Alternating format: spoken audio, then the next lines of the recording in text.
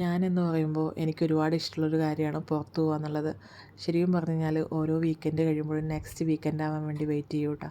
ഇതിപ്പം നമ്മൾ യുടെ നാഷണൽ ഡേയുടെ അന്ന് ഗോൾഡ് സൂക്ക് പോയില്ലേ, അന്നത്തെ വീഡിയോയുടെ ബാക്കിയാണ് കേട്ടോ. അന്ന് ഞാൻ ഗോൾഡ് സൂക്കിൻ്റെ മാത്രം വീഡിയോ അപ്ലോഡ് ആക്കി. ഇന്നിപ്പോൾ അബ്രയുടെ വീഡിയോ കൂടെ ആക്കി കേട്ടോ. നമ്മൾ ബസ്സിനാണ് പോയതെന്നൊക്കെ പറഞ്ഞിട്ടുണ്ടായിരുന്നു. എല്ലാ ഏരിയയിൽ നിന്നും ബസ് ഇങ്ങോട്ടേക്ക് ഉണ്ട് കേട്ടോ. അപ്പോൾ ഗോൾഡ് സൂക്കിലോട്ട് ബസ്സും ഉണ്ട്, മെട്രോ ഉണ്ട്. നമ്മൾ കൂടുതലും ടാക്സിക്കാണ് വരികയെന്ന് പറഞ്ഞിട്ടുണ്ടായിരുന്നല്ലോ. ടാക്സിക്ക് വരുമ്പോൾ ട്രാഫിക്കിൽ കിടന്നാൽ പോലും ക്യാഷ് പോകുമല്ലോ. ഇതാവുമ്പോൾ എക്സ്പെൻസ് കുറവാണ്. അങ്ങനെയൊക്കെ എനിക്കങ്ങനെ ദൂരം വഴി പോകണമെന്നൊന്നുമില്ല. എപ്പോഴും പറയുന്ന പോലെ ഞാൻ പറയുന്നു, പോയ സ്ഥലം തന്നെ ആയാലും കുഴപ്പമില്ല. എനിക്കിങ്ങനെ ഭയങ്കര എന്താ പറയുക, പുറത്തിറങ്ങണം.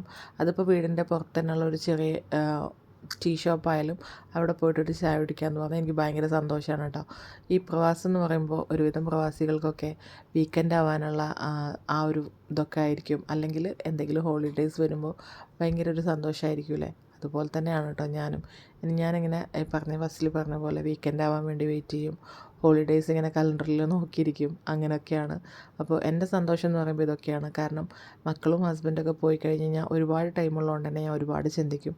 അപ്പോൾ എന്തെങ്കിലുമൊക്കെ ഒരു കാര്യത്തിൽ എൻഗേജ്ഡ് ആവുക എന്നുള്ളത് എൻ്റെ ഒരു ഇതാണ്. കാരണം എന്താണെന്ന് വെച്ച് കഴിഞ്ഞാൽ എൻഗേജ്ഡ് ആയിട്ടില്ല എന്നുണ്ടെങ്കിൽ നമ്മുടെ ലൈഫിൽ ഒരുപാട് ടെൻഷൻസ് കയറി വരും. ലൈഫ് എത്ര സന്തോഷമാണെന്ന് പറഞ്ഞു കഴിഞ്ഞാലും കുറേ കാര്യങ്ങൾ നമ്മളായിട്ട് തന്നെ ഉണ്ടാക്കി വെക്കൂലേ. അപ്പോൾ അതങ്ങനെ അലട്ടിക്കൊണ്ടിരിക്കും. അപ്പോൾ എൻഗേജ്ഡ് ആവുക എന്നുള്ളതാണ്. ശരിക്കും പറഞ്ഞു കഴിഞ്ഞാൽ നമ്മളെപ്പോഴും ചിന്തിക്കേണ്ട ഒരു കാര്യം, ഭയങ്കര ചെറുതാണ് ജീവിതം എന്ന് പറയുമ്പോൾ അല്ലേ. Life is too short, make it good എന്ന് പറയില്ലേ. എന്താ പറയുക, ചെറുതാണ്, ജീവിതം നന്നാക്കുക, അത് നന്മ ഉള്ളതാക്കുക എന്നുള്ളതാണ്.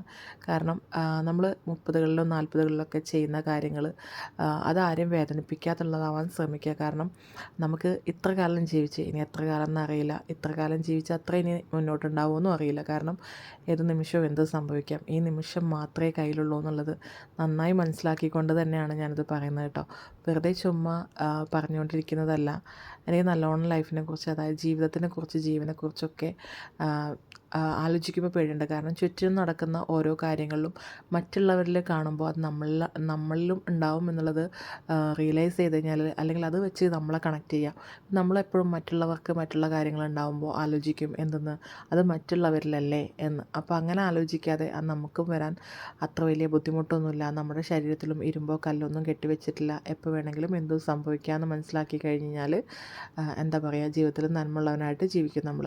ഞാൻ എൻ്റെ കുട്ടിയിലൊക്കെ ഞാൻ എപ്പോഴും പറയുന്ന വാശിയുള്ള, ഭയങ്കര ഒരു വാശിയുള്ള ക്യാരക്ടറായിരുന്നു. പക്ഷേ ഇപ്പോൾ ഞാൻ കുറേ കാര്യങ്ങൾ മനസ്സിലാക്കിയപ്പോൾ, കാരണം എൻ്റെ ജീവിതത്തിൽ നിന്ന് തന്നെ ഞാൻ പഠിച്ച ഒരുപാട് പാഠങ്ങളുണ്ട്.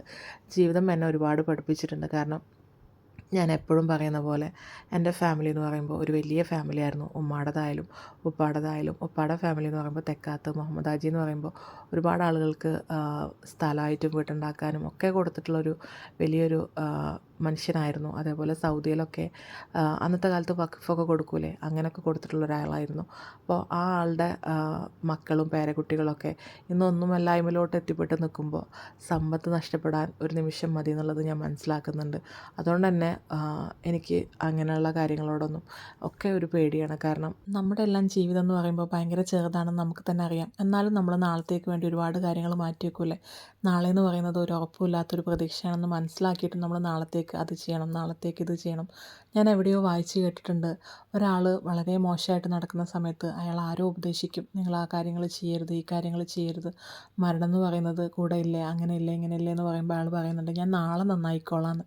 പക്ഷേ അയാളെ മരണം അയാൾക്ക് ഉണ്ടായത് ഇന്നായിരുന്നു എന്ന് പറയുന്ന പോലെ ഇന്നിൽ ഈ നിമിഷത്തിൽ നമ്മൾ നന്നാവാനായിട്ട് ശ്രമിക്കുക. വെറുതെ ഒരുപാട് തെറ്റുകൾ ചെയ്തിട്ട് നമ്മുടെ തലമുറകളെ ആ ഒരു കണ്ണീരിൻ്റെ ശാപത്തിലോട്ട് വലിച്ചിഴക്കാതിരിക്കുക എന്നുള്ളതാണ്. നമ്മളെപ്പോഴും കേൾക്കുന്ന ഒരു കാര്യമല്ലേ, നമ്മൾ നല്ലത് ചെയ്താൽ നല്ലത് കിട്ടും, ചീത്ത ചെയ്താൽ ചീത്ത കിട്ടും എന്നുള്ളത്. നമ്മൾ വിതച്ചതേ കൊയ്യും എന്ന് പറയുന്നത് ഭയങ്കര ശരിയായിട്ടുള്ളൊരു കാര്യമാണ് കേട്ടോ. നമ്മളെ ആരെങ്കിലും വേദനിപ്പിച്ച് കഴിഞ്ഞാൽ അയാളെ തിരിച്ച് വേദനിപ്പിക്കാതെ കാലത്തിൻ്റെ കർമ്മവിധിക്കായിട്ട് വിട്ടുകൊടുക്കുക എന്നുള്ളതാണ്.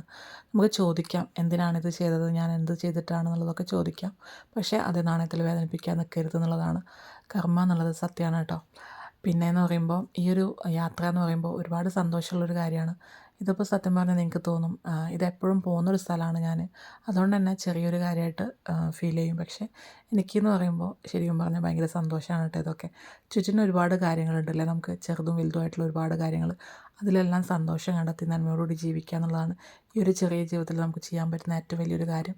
നമ്മൾ മനസ്സറിഞ്ഞ് ആരെയും വേദനിപ്പിക്കാതിരിക്കാം. അതായത് മനസ്സാക്ഷിക്ക് മുന്നിൽ നമ്മളൊരു കുറ്റബോധമില്ലാതെ ജീവിക്കാനായിട്ട് നമുക്കൊരു അവസാന സമയത്ത് ഞാൻ ആദ്യം പറഞ്ഞ പോലെ ഉറപ്പായിട്ടൊരു കുറ്റബോധം വരും. അന്ന് നമുക്ക് ചെയ്തതൊന്നും തിരുത്താൻ പറ്റില്ല എന്നുള്ളതാണ്. ചെറിയ പ്രായത്തിൽ ചെയ്യുന്നതൊക്കെ അറിവില്ലായ്മ കൊണ്ടാണ്. പക്ഷേ പക്വത വന്നിട്ട് ചെയ്യുന്നതൊക്കെ അറിവില്ലായ്മ കൊണ്ടല്ല. നമ്മുടെ സന്തോഷം കണ്ടെത്താനായിട്ട് മറ്റൊരാളെ വേദനിപ്പിച്ചുകൊണ്ട് ചെയ്യുന്നതൊക്കെ തെറ്റ് തന്നെയാണ്. അതൊരു പാപം തന്നെയാണ്. അങ്ങനെ അപ്പം ഈ ഒരു യാത്ര എന്ന് പറയുമ്പോൾ അപ്പുറയിലോട്ട് പോയതായിരുന്നു. ഭയങ്കര രസമായിരുന്നു. ഈ ഒരു സമയത്ത് തണുവ് സമയത്ത് നമുക്ക് എപ്പോഴും പോയ സ്ഥലം തന്നെ ആയിരിക്കും ഒരുപക്ഷെ. എന്നാലും പല സമയങ്ങളിലും പല വൈബാണല്ലോ അല്ലേ. ഇത്തവണ ഞങ്ങൾ പോയപ്പോൾ ഒരുപാട് പ്രാവുകളും കാര്യങ്ങളൊക്കെ അത് ചെറിയ മോൻക്ക് ഭയങ്കര ഇഷ്ടമായിട്ടോ. അങ്ങനെ ഇവിടെ ഒരുപാട് സംഭവങ്ങളുണ്ട്. ക്രൂസ് റൂം കാര്യങ്ങളൊക്കെ മെട്രോ ഒക്കെ അതൊക്കെ ബുക്ക് ചെയ്തിട്ട് വന്ന് കാണാവുന്നതേ ഉള്ളൂ കേട്ടോ. അപ്പോൾ ഇതിനെക്കുറിച്ച് പറയുമ്പോൾ ഞാൻ വേറെ കുറേ കാര്യങ്ങൾ പറഞ്ഞത് എൻ്റെ ജീവിതാനുഭവം കൊണ്ട് ഞാൻ പഠിച്ച കുറേ പാഠങ്ങളാണ്. ഒരുപക്ഷെ നിങ്ങൾക്കിത് ഫിലോസഫി പോലെ അല്ലെങ്കിൽ എന്തെങ്കിലും പോലെയൊക്കെ തോന്നുമായിരിക്കും.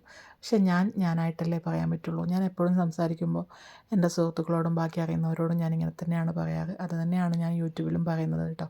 അപ്പോൾ ഇൻഷാ അല്ലാഹ് നല്ല വീഡിയോസായിട്ട് വരണ്ട്. വീഡിയോ ഇഷ്ടമായി ലൈക്ക് ചെയ്യണേ.